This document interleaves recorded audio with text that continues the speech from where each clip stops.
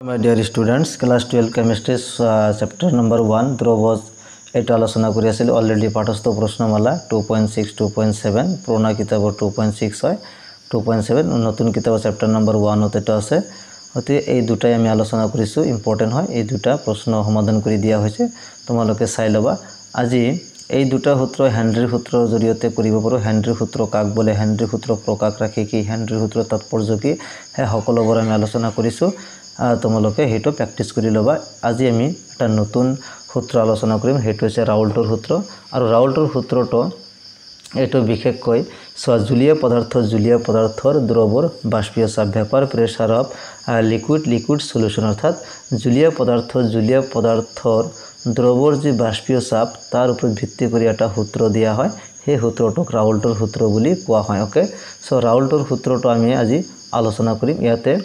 সোয়া দুবিধ উদ্দায়ী জলীয় পদাৰ্থ উদ্দায়ী অৰ্থাৎ যেটো বাষ্প হৈ উৰি যায় তাক উদ্দায়ী বুলি কোৱা হয় দুবিধ উদ্দায়ী জলীয় পদাৰ্থ এটা দ্ৰৱ বিবেচনা কৰা হয় এটা দ্ৰৱত সাপোজ দুটা উদ্দায়ী জলীয় পদাৰ্থ আছে তেনেকুৱা ধৰণৰ এটা জলীয় পদাৰ্থ বিবেচনা কৰা হৈছে ইয়াৰ উপাংশ দুটাক আমি 1 আৰু 2 ৰে বুজাম অৰ্থাৎ ইয়াতে দুবিধ উদ্দায়ী অৰ্থাৎ দুটা উপাংশ থকা বুলি কোৱা হৈছে এটা উপাংশ 1 আৰু এটা উপাংশ 2 ৰে বুজোৱা হৈছে এটা বন্ধ পাত্ৰত ৰাখিলে দুয়োটা উপাংশৰ বাষ্পীভৱন ঘটিব আৰু এটা সময়ত বাষ্পীয় আৰু জলীয় অৱস্থাৰ মাজত এটা সাম্য অৱস্থাৰ সৃষ্টি হ'ব ওকে এই অৱস্থা ধৰা হল মুঠ বাষ্পীয় চাপ পি টোটাল অৰ্থাৎ এই দ্ৰৱটোৰ মুঠ বাষ্পীয় চাপ পি টোটাল দুটা উপাংশ আছে এটা হল 1 আৰু এটা হল 2 এই দুয়োটাৰ টোটাল চাপ থাকিব কিমান হেটো পি টোটাল অৰ্থাৎ দুয়োটা যোগ কৰিব লাগিব তাৰ নাম হৈছে মুঠ বাষ্পীয় চাপ একেদৰে উপাংশ 1 আৰু 2 ৰ আংশিক বাষ্পীয় চাপ ক্ৰমে P1 আৰু P2 বুলি ধৰা হল উপাংশ 1 ৰ আংশিক বাষ্পীয় চাপ P1 আৰু উপাংশ 2 ৰ আংশিক বাষ্পীয় চাপ P2 ওকে টোটাল চাপটো কিমান মুঠ বাষ্পীয় চাপ হৈছে টোটাল ভেপাৰ প্ৰেসাৰ P টোটাল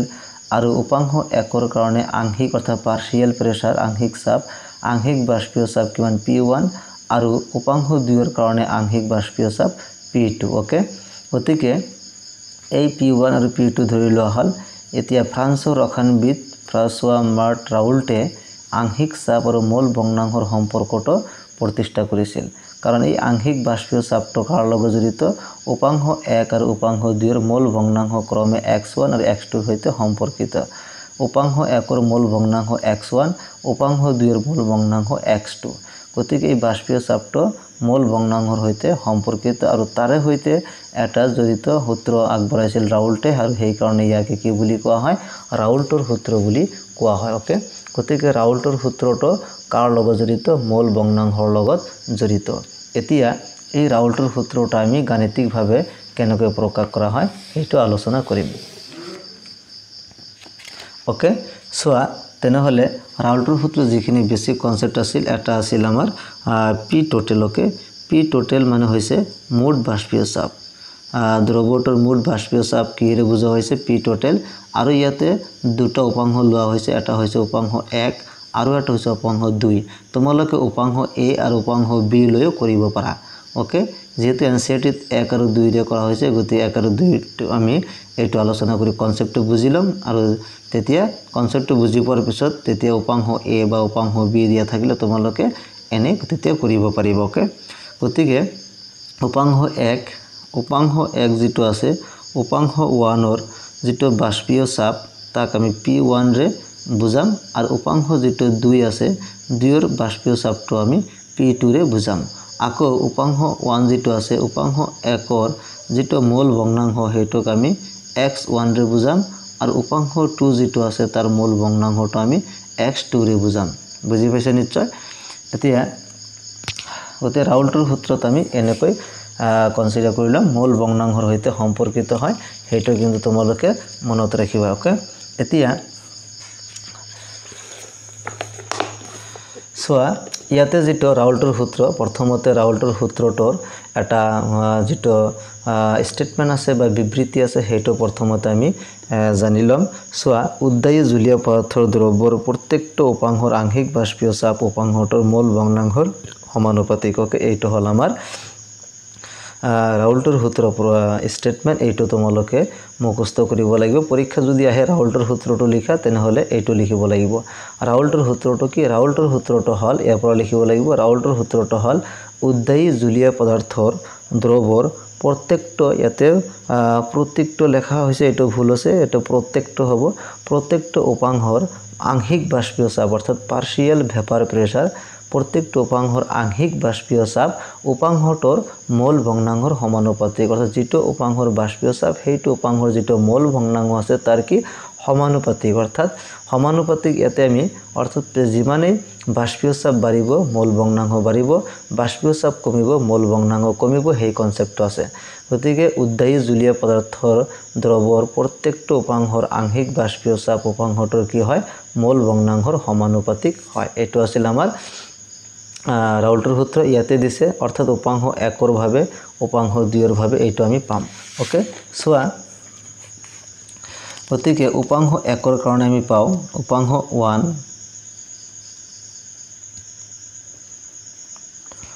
উপাংশ 1ৰ ভাৱে, ওকে, উপাংশ 1ৰ কাৰণে আংশিক বাষ্পীয় চাপ P1 ইয়াৰ ডাইৰেক্টলি প্ৰপোৰ্শনাল সমানুপাতিক, কাৰ সমানুপাতিক x1 অৰ্থাৎ উপাংশ 1ৰ মূল ভগ্নাংশৰ সমানুপাতিক। ওকে, ৰাউল্টৰ সূত্ৰটো কি আছিল যে এবিধ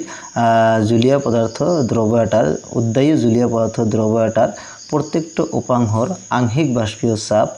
উপাংশটোৰ মূল ভগ্নাংশৰ সমানুপাতিক। অৰ্থাৎ আংশিক বাষ্পীয় এটা প্ৰথম উপাংশ প্ৰথমটোৰ সমানুপাতিক, দ্বিতীয় উপাংশ দ্বিতীয়টোৰ সমানুপাতিক। P1 মানে হৈছে উপাংশ 1ৰ আংশিক বাষ্পীয় চাপ আৰু x1 মানে হৈছে উপাংশ 1ৰ মূল ভগ্নাংশ। গতিকে উপাংশ 1ৰ কাৰণে আমি কি লিখিব পাৰোঁ? ৰাউল্টৰ সূত্ৰ অনুসৰি আংশিক চাপ মূল ভগ্নাংশৰ সমানুপাতিক P1 ইজ প্ৰপোৰ্শনাল x1। ওকে, এতিয়া প্ৰপোৰ্শনাল চিহ্নটো উঠাই দি ইয়াতে আমি কি এটা ধ্ৰুৱক বহাব পাৰোঁ। P1 ইকুৱেল টু সেই ধ্ৰুৱকটো হ'ল P1 not. Okay, P1 not x1। ইয়াতে P1 নট হ'ল বিশুদ্ধ উপাংশ 1ৰ একে উষ্ণতাত বাষ্পীয় চাপ। ওকে, ইয়াতে দিয়া আছে, চোৱা, ইয়াতে P1 নট হ'ল বিশুদ্ধ উপাংশ 1ৰ একে উষ্ণতাত বাষ্পীয় চাপ। P হৈছে আংশিক চাপ আৰু P1 নট হৈছে বিশুদ্ধ অৱস্থাৰ বাষ্পীয় চাপ। ওকে, উপাংশ 1ৰ কাৰণে এইটো পালোঁ। আকৌ এটা ইকুৱেশ্যন নম্বৰ 1 কৰি থ'ব পাৰা। আকৌ উপাংশ 2ৰ কাৰণে উপাংশ 2ৰ ভাৱে ক্লিয়াৰ। উপাংশ 2ৰ কাৰণে আমি কি লিখিম? P2 ডাইৰেক্টলি প্ৰপোৰ্শন কি হ'ব? ইয়াতে আহিব x2। Okay, implies P2 equal to ইয়াতে কি হয় P2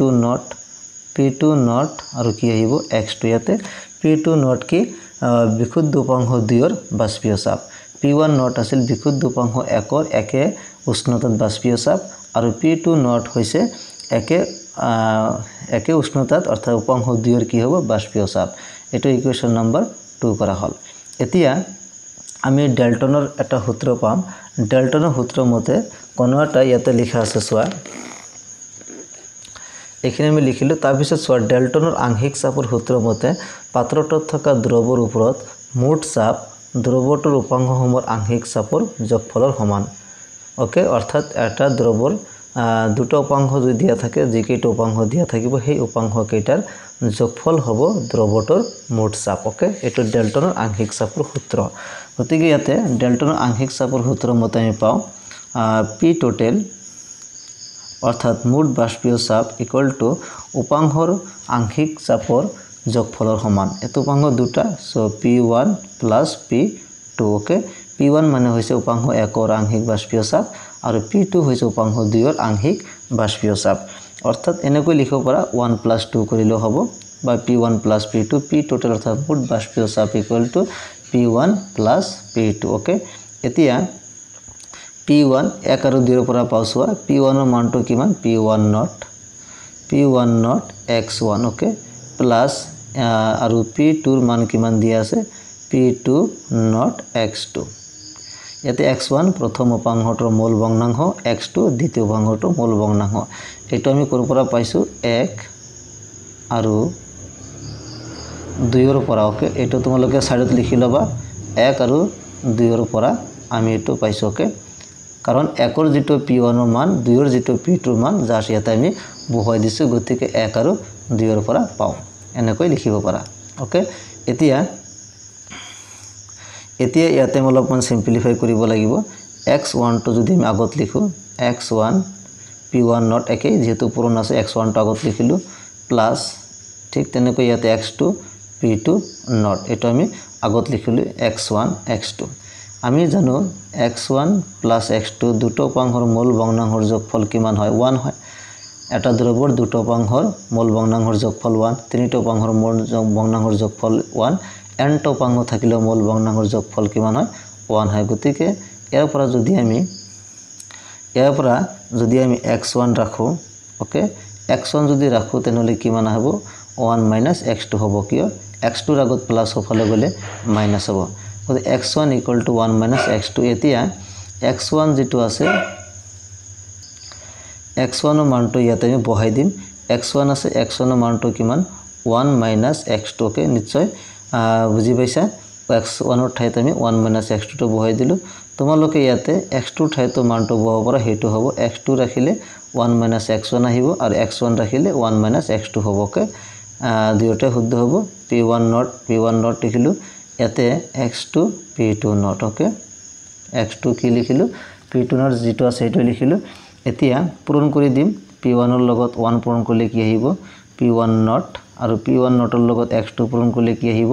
p1 not x2 আহিব হেতু আহিব প্লাস ইয়াতে কি আহিব x2 p2 not ওকে এতিয়া p1 not to লিখিলো প্লাস p2 not to আকৌ আগত লিখিলো p2 not x2 এই প্লাস থকা টার্মটো আগত লিখিলো তাৰ পিছত minus p1 not x2 clear p1 not x2 নিশ্চয় বুজি পাইছে এতিয়া p1 not এটো সেম লিখিম p1 not প্লাস ইয়াতে x2 গতি x2 কমন লব পাৰো দুয়োটাতে x2 আছে গতি ইয়াতে কমন ললে p2 not থাকিব ইয়াতে থাকিব p1 not so p2 not আৰু p1 not কমন ললো সৰি x2 টো ইয়াতে থাকিব কমন লোৱাৰ পিছত x2 কমন লৈছো p2 not p1 not common লোৱা নাই ইয়াতে x2 কমন লৈছো x2 দুয়োটাতে আছে x2 কমন লোৱাৰ ফলত ইয়াতে বাকি থাকিল p2 not ইয়াতে বাকি থাকিল p1 not x2 টো তোমালোক আগত কমন লব পৰা একো